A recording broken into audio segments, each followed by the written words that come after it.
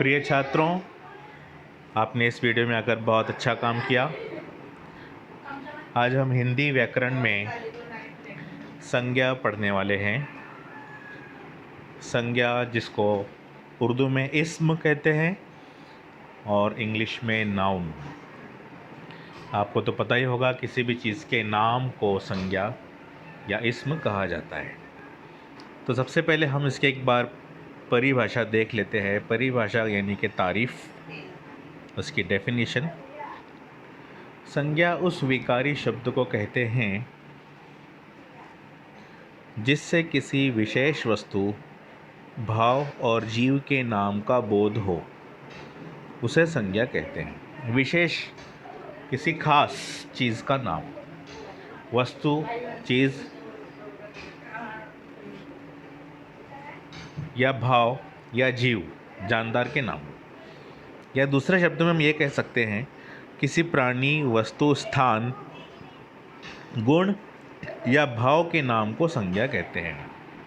गुण भी हो सकता है, एक अच्छी खासियत के नाम को संज्ञा कहते हैं।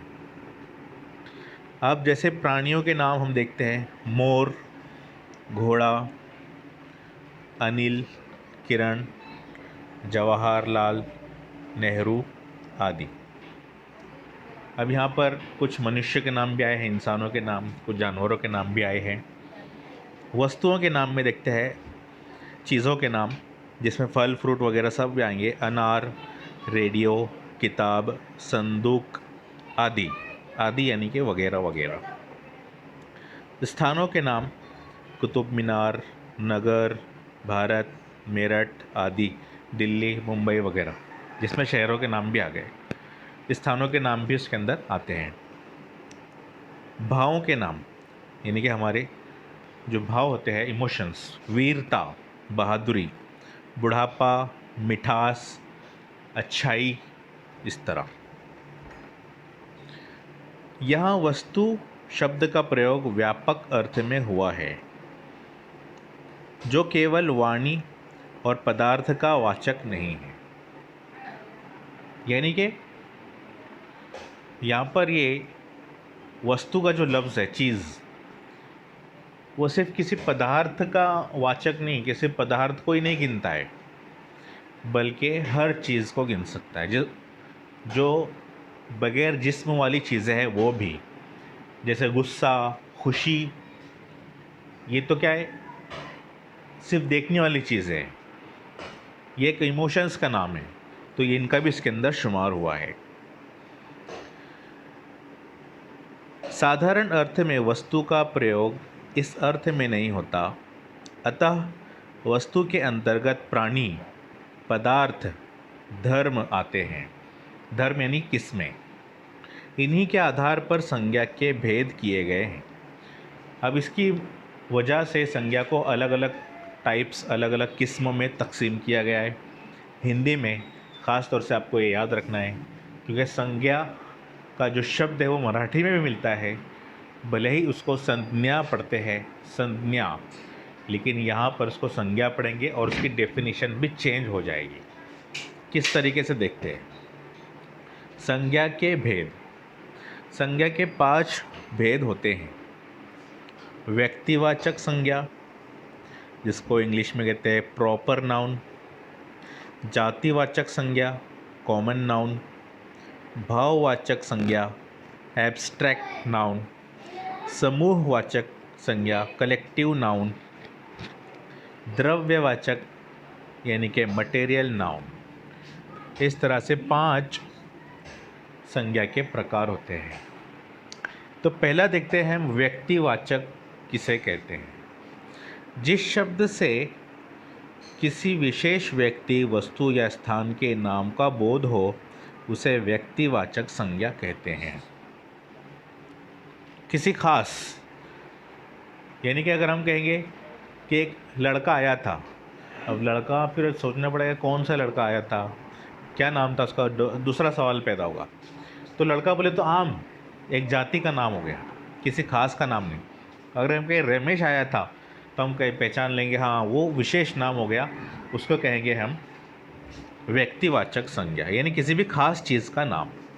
देखेंगे उसकी मिसालें। जैसे व्यक्ति के नाम की मिसालें देखेंगे। पहले रवीना, कि उसका नाम आ गया। सोनिया गांधी, सोनिया गांधी नाम की एक ही महिला है। श्याम, हरी, सुरेश, सचिन आदि, इनका नाम लिया गया तो पता चल जाएगा कि कौन है। अब वस्तु के नाम में देखेंगे हम कार, वो गाड़ी से आए थे। अगर हम ये कहें कि वो गाड़ी से आए थे तो लाइक कोई भी गाड़ी होगी, बहुत सारी गाड़ियाँ होती है। तो अगर कहेंगे कार से आए थे फिर चलेगा, हाँ कार से आए, तो ये स्पेशल नाम हो गया। ये हो गया व्यक्तिवाचक संज्ञा। टाटा चाय, चाय में कौन सी? टाटा चाय। कुरान, ये एक स्पेशल किताब का नाम है। गीता, रामायण आदि। अब स्थानों के नाम में देखेंगे इसकी मिसालें। ताजमहल, कुतुब मीनार, जयपुर, मुंबई, आगरा वगैरह वगैरह आदि। तो इन स्पेशल जगहों के नाम आए हैं कि जहाँ पर लोग जाते हो। दिशाओं के नाम, उत्तर, पश्चिम, दक्षिण, पूर्व, ये खास दिशाओं के नाम हैं। देशों के नाम, Bharat, Japan, America, Pakistan, Burma.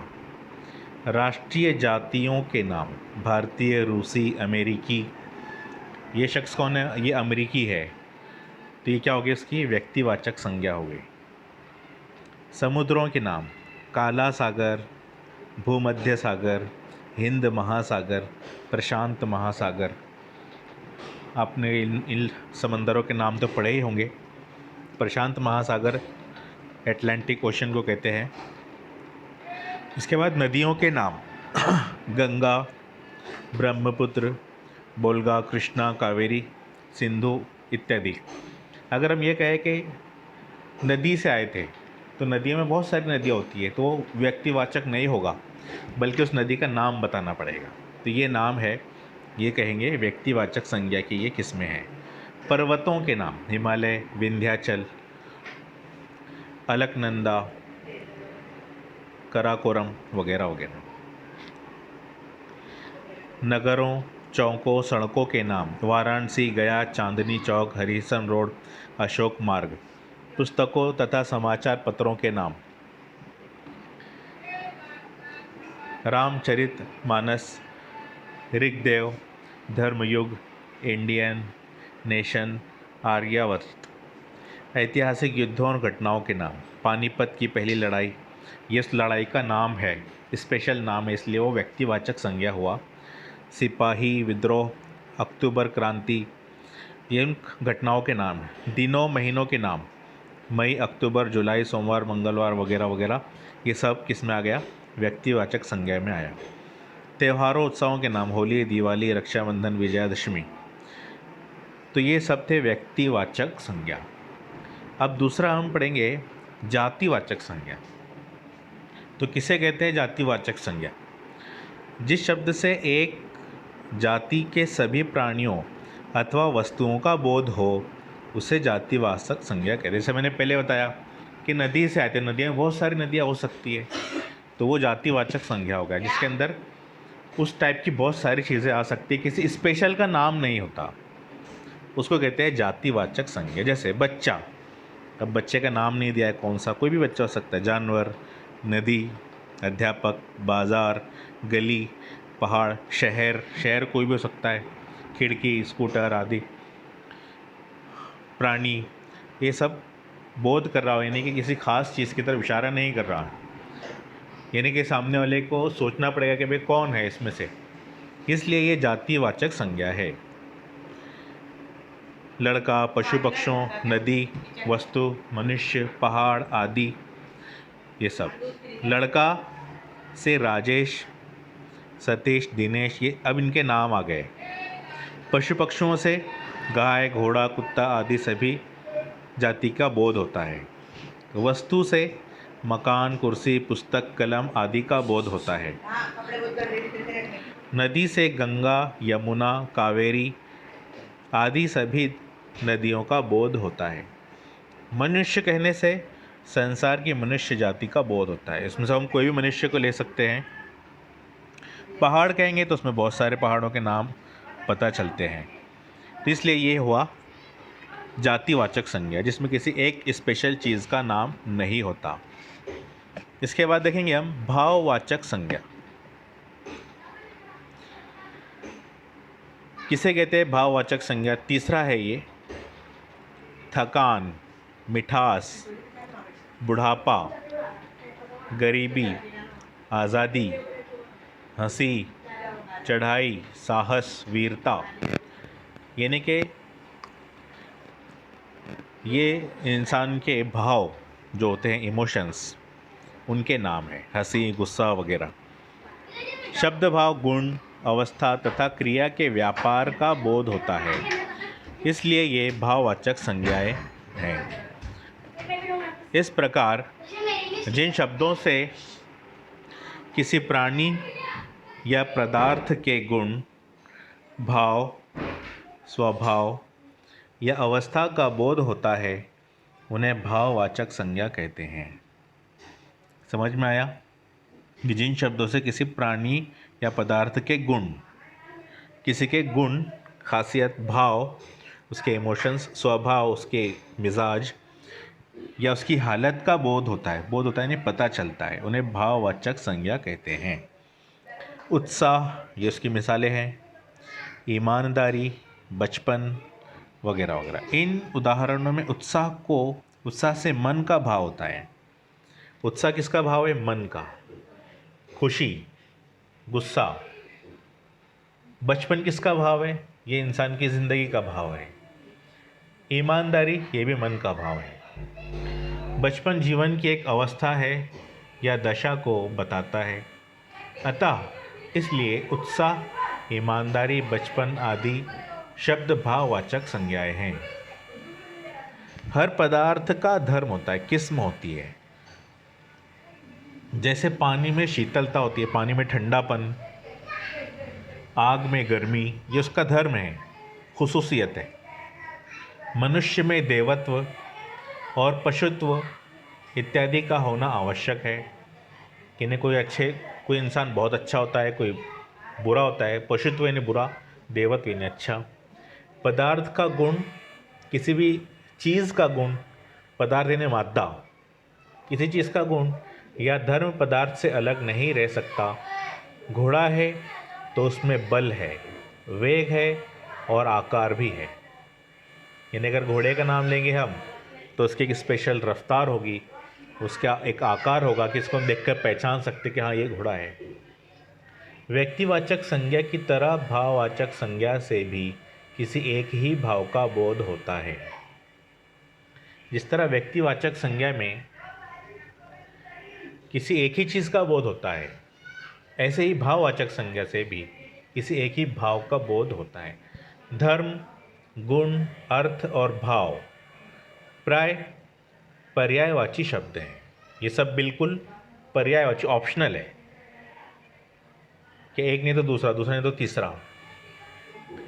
इस संज्ञा का अनुभव हमारी इंद्रियों को होता है। इंद्रिय किसे कहते हैं? कि जो सेंस है हमारे, जैसे स्किन है, कान है, सुनने का काम करते हैं, आंखें देखने का सेंस रखती है। तो जो 5 सेंस होते हैं उसको इंद्रिय कहते हैं। और प्राय इसलिए बिल्कुल इसका बहुवचन नहीं होता, इसका बहुवचन भी नहीं होता। जैसे गुस्सा या जो हमारे सेंस है, 5 सेंस। उसके बाद देखेंगे हम चौथा, समूहवाचक संज्ञा। समूह का मतलब होता है, आप समझ गए होंगे, ग्रुप या बहुत ज़्यादा समुदाय, भीड़। तो हर चीज़ के जो ग्रुप होता है उसके नाम को समूहवाचक संज्ञा कहते हैं। जिस संज्ञा शब्द से वस्तुओं के समूह, इस तरह आपको नहीं लिखना है वस्तुओं, बल्कि ओ लिखकर उस पर नुक्ता लगाना है, ये गोल दायरे नहीं बनाना है, कि समूह या समुदाय का बोध हो, उससे समूहवाचक संज्ञा कहते हैं। जैसे व्यक्तियों का समूह भीड़, जनता, सभा, कक्षा। वस्तुओं का समूह गुच्छा, कुंज, मंडल, घौद। इस तरह परिंदों का, पक्षियों का भी एक समूह होता है, जानवरों को, प्राणियों का भी समूह होता है, उनके अलग अलग नाम होते हैं। यह आपको मालूम हासिल करना है। पांचवा है द्रव्यवाचक संज्ञा। द्रव्य का मतलब होता है मादा, कोई चीज़। देखेंगे हम किस तरह से होता है ये द्रव्यवाचक संज्ञा। जिस संज्ञा से नापतोल वाली वस्तुओं का बोध हो, जिसको हम नापतोल करते हो, लीटर में, मीटर में, किलो में नापते हो, ऐसी चीज़ है, उसे द्रव्यवाचक संज्ञा कहते हैं। दूसरे शब्दों में अगर देखेंगे इसकी तारीफ, इसकी व्याख्या, जिन संज्ञा शब्दों से किसी धातु, द्रव या पदार्थ का बोध हो, धातु यानी कि धाते, द्रव यानी बहने वाली चीज़, पदार्थ यानी कोई लकड़ी, मिट्टी वगैरह, उन्हें द्रव्यवाचक संज्ञा कहते हैं। जैसे तांबा, पीतल, चावल, घी, तेल, सोना, लोहा आदि। इन सब चीज़ों को या तो किलो में, मीटर में, लीटर में नापा जाता है। तो ये हो गया हमारी 5 संज्ञाओं की किस्में। एक बार फिर से देख लेते हैं पांचों के नाम और उनको रिवीजन भी कर लेते हैं हम लोग ऊपर जाने के बाद।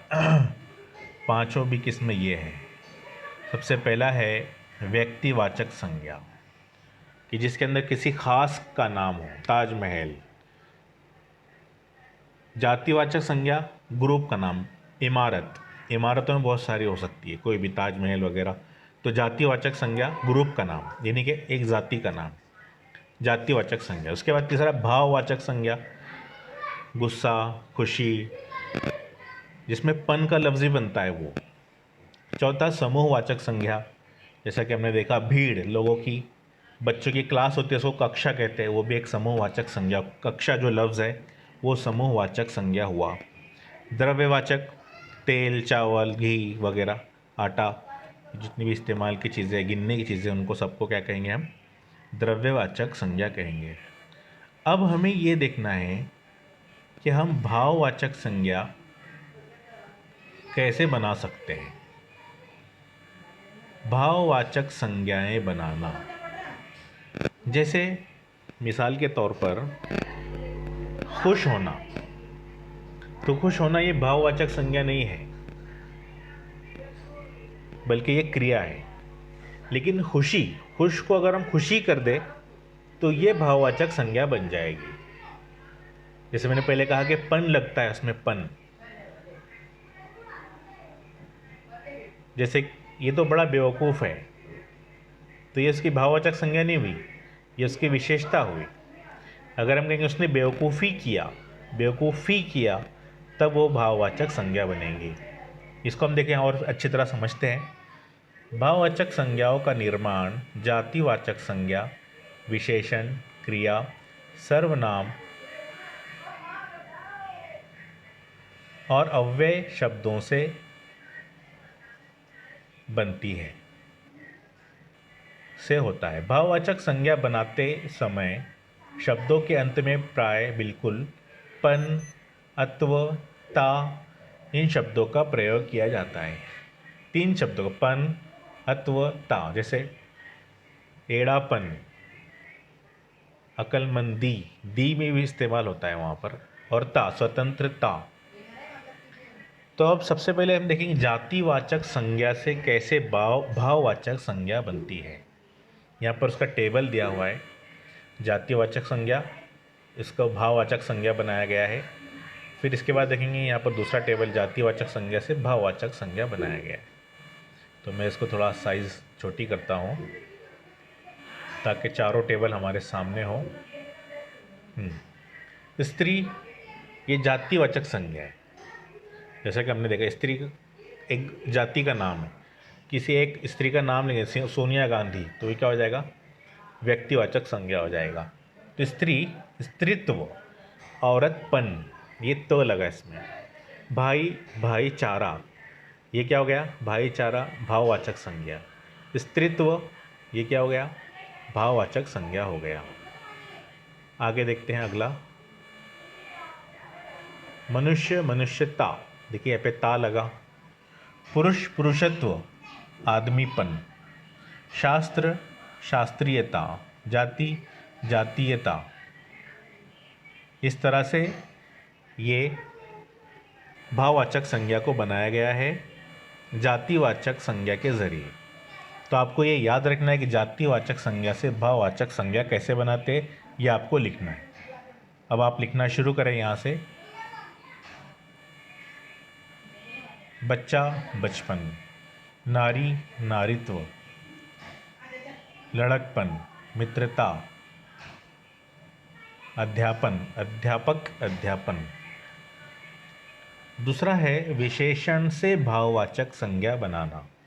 विशेषण से किसी की खासियत लेकर फिर भाववाचक संज्ञा बनाना। लघु यानी छोटा मोटा, तो इससे भाववाचक संज्ञा क्या बना? लघुत्व, लघुता, लाघव। फिर विशेषण है वीर, तो वीर से भाववाचक संज्ञा कैसे बनाया? वीरता, वीरत्व। वीरत्व का इस्तेमाल बहुत कम होता है, वीरता ज़्यादा लेते हैं। एकता, चालाक चालाकी, खट्टा खटाई, गरीब गरीबी। गंवार ये इसका विशेषण है। गंवारपन ये इसका क्या हो गया? भाववाचक संज्ञा हो गया। पागल पागलपन, पन लगा यानी कि भाववाचक संज्ञा। तो आप लोग ये लिखते रहेंगे।